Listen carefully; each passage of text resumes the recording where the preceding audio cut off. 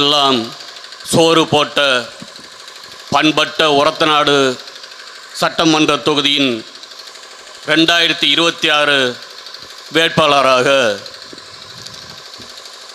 புலி உலவிய பூமியில் விவசாயிகள் பலி ஆகிவிடக்கூடாது என்பதற்காக எங்களின் புலி போத்து நல்ல தமிழ் வித்து செந்தமிழன் சீமான் அவர்களின் அருமை தம்பி எங்களின் தளபதி அண்ணன் திருமுருகன் அவர்களை மக்களுக்காக உழைக்க வேட்பாளராக எங்களது அருமை அண்ணன் செந்தமிழன் சீமான் அவர்கள் அறிவித்திருப்பதை முன்னிட்டு, அதேவேளை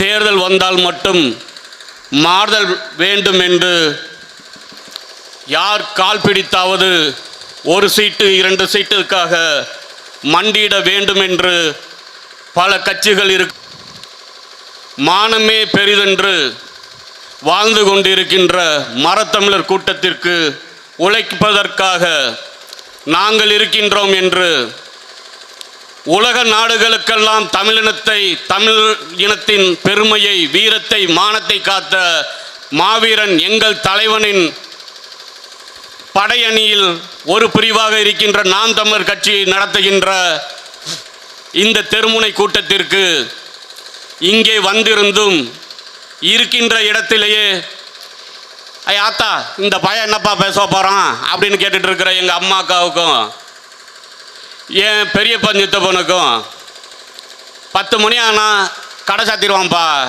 இந்த பயலுவார் இங்கே உட்காந்து பேசிகிட்டு இருக்காங்கப்பா, எல்லாம் சின்ன பயலுவலாக இருக்காங்கப்பா, டீயே குடிக்கிறாங்கப்பா அப்படின்னு நினச்சி ஆச்சரியமாக பார்த்துட்டு இருக்க உங்கள் அத்தனை பேருக்கும் இந்த கூட்டத்தை மிக திறம்பட நடத்தணும்னு எப்போதுமே ஒருத்தனடனாலே பிரம்மாண்டம் தான்.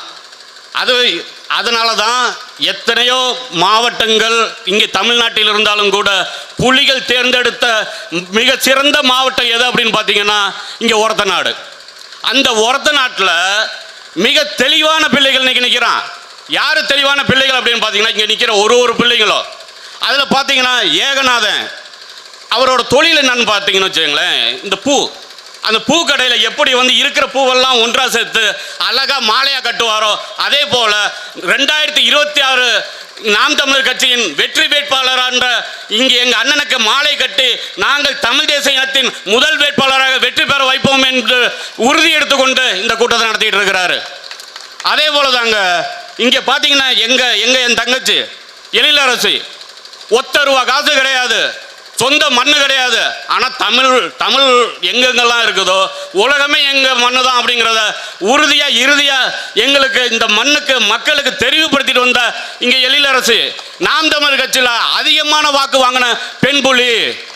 இங்கே பல பேர் அந்நியாருங்கிறான், மவன்லாம் அந்நியாருங்கிறான், ஆனால் எங்கள் வீட்டு புலி உண்மையான புலி. ஏன் எங்களுக்கு வேல் பிடித்து வந்த இனம் எவன்ட்டையும் கால் பிடித்து நிற்க தெரியாது, சில பேர் பேசுகிறாங்க தெரியுமா, இந்த ஒத்த சீட்டு 2 சீட்டுக்கு போயிடுவான் அப்படின்னு சொல்லி. அது போல இல்லை, நாங்கள் அது போல இல்லை. ஏன்னா பிரபாகரத்தை வரமாக வாங்கி எங்கள் மனசில் உரமாக எடுத்துக்கிட்டு இருக்கிற புலி பிள்ளைகள் இருக்கிற கூட்டம் இது. இந்த நாம் தமிழர் கட்சி கூட்டம் மட்டும்தாங்க. இங்கே மது போதை இருக்காது, இங்கே மக்கள் மருத்துவர் இருப்பார். இங்கே அப்படியே நீங்கள் பாருங்களேன், இந்த கூட்டத்தில் இங்கே சொல்லுவாங்க யாரையும் இங்கே புகழ்ந்து பேசாதன்னு. இங்கே இருக்கிறவங்க புகழ்ந்து பேசாமல் அங்கே இருக்கிறவங்க ஒரு நைட்டுக்கு ஒரு நடிகைக்கு 35 லட்சம் ரூபா கொடுத்து அந்த கிஃப்ட் பாக்ஸை கொடுத்தவனை புகழ்ந்து பேசுகிற இந்த நாட்டில் எங்கள் மக்கள் மருத்துவர் இருக்கிறார் ஐயா பாரதி செல்வன் அவர்கள். அவர் என்ன புகழ்ந்து பேசாமல் எவனை புகழ்ந்து பேச போகிறேன்? எங்கள் அண்ணன் இருக்கிறார் திருமுருகன். இங்கே திரைப்படத்துறையிலிருந்து அவரோட வேட்டையை பார்த்துருப்பியா, இங்கே களவாணியில் சொல்ற ஆனால் புறா நம்ம விட்டு புறடா புறா.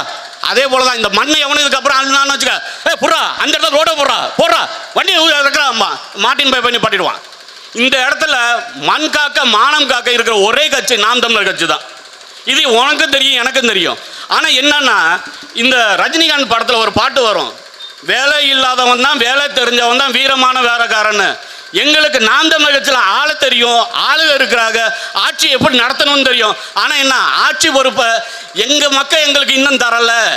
ஆனாலும் ஒன்று சொல்கிறேன், திமுக ஆண்டாலும் சரி, அதிமுக ஆண்டாலும் சரி, மதுக்கடை இந்த இடத்துல இருக்கணுமா வேண்டாமான்னு முடிவு பண்ண வேண்டியது நாம் தமிழர் கட்சி தான். அடித்து உடச்சிருக்குது, தூக்கி இருக்குது. இந்த இடத்துல விமான நிலையம் வேணுமா வேணாமா அப்படிங்கிற முடிவு பண்ண வேண்டியது நாம் தமிழர் கட்சி தான். அடிச்சிருக்கு, தூக்கி விட்டஞ்சிருக்குது. இங்கே சொல்கிறாங்க இந்த 4 ஆண்டுகள் என்ன நடந்துருச்சு? மிகப்பெரிய சாதனை நடந்துச்சுங்க, மிகப்பெரிய சாதனைகள் நடந்துச்சு. யாராவது இது வரைக்கும் பாலம் கட்டி 3 மாசத்துல மலையில் பாலம் காணா போன கதை இருக்கா? பார்த்துருக்கீங்களா? இது வரைக்கும் பார்த்துக்க. இங்கே நம்ம திருவண்ணாமலையில் ஐயா வேலு வந்து அந்த பாலத்தை திறந்து வைக்கும்போது பேசுகிறாங்க, இந்த பாலத்தை பார்த்துக்குங்க. இந்த பாலத்தை பார்த்துக்கிட்டு இருக்கவங்க அத்தனை பேரும் இங்கே அடுத்த தேர்தலில் இந்த பாலத்தை பார்க்கும் போதெல்லாம் உங்களுக்கு நினைப்பு வரணும். என்ன வரணுமா? ஐயா ஸ்டாலின் அவர்களுக்கு வாக்கு செலுத்தணும், உதயசூரியனுக்கு வாக்கு செலுத்தணும்னு வரணுமா? அதை தான் என் உறவுகளை நான் கேட்குறேன். இப்போ அந்த பாலம் இல்லை, அந்த பாலத்துக்கு செலவு பண்ண தொகை வந்து 16 கோடி. இன்னைக்கு அந்த 16 கோடிக்கு வழக்கு போடுன்னு சொல்லிட்டு இங்கே அறப்போர் இயக்கம் ஜெயராம தொடர்ந்து போராடுறாரு. ஆனால் அதுக்கு வழக்கு பதிவு சிஎஸ்ஆர் கூட இன்ன வரைக்கும் போடல. அந்த அளவுக்கு நேர்மையற்ற ஆட்சி அதிகாரம் இங்கே நடந்துகிட்டு இருக்கு இந்த மண்ணில். நீ செத்தா வருவான், நீ சாகிறதுக்கு ஆட்சி நடத்திட்டு இருக்கிறான். அதை புரிஞ்சுக்கணும். நீ அதை நீ நல்லா புரிஞ்சுக்கணும்.